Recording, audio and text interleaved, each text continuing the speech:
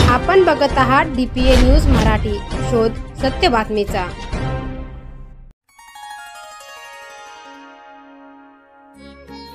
संकेश्वर करवीपीठाचे जगद्गुरू शंकराचार्याच्या पुण्यभूमी नाशिक नगरीत अतिशय निसर्गरम्य असलेल्या श्री क्षेत्र अवधूत गडावर दिनांक 24 मे रोजी आगमन होत आहे।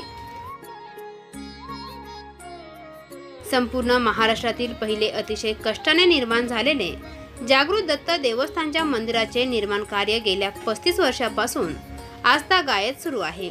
विशेष बाब म्हणजे संपूर्ण मटेरियल डोक्या खांद्यावरती वाहून नेत 1500 फूट उंचीवर पर्वतावरती मार्ग रस्ता नसतानाही अतिशय परिश्रमांनी परमपूज्य गुरुवर्य श्री संत सिद्धीनाथ महाराजांनी भाविकांच्या सहकार्याने दत्त देवस्थान उभारले आहे। तथा संपूर्णपणे ऋषितुल्य जीवन जगत आहे।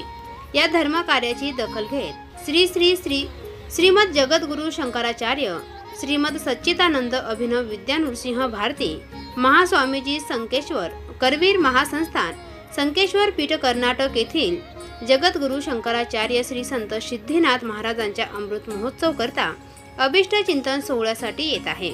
त्यानिमित्त श्री क्षेत्र अवधूतगड येथे संस्कृत तथा वारकरी बालसंस्कार प्रशिक्षण शिबिर तथा देवस्थानचा वर्धापन दिनानिमित्त अखंड हरिनाम सप्ताहाचे आयोजन केलेले आहे।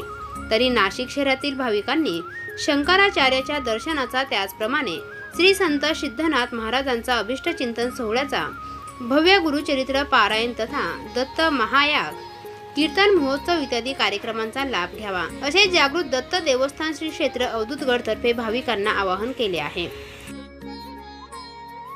DPA news bureau report, Nashik.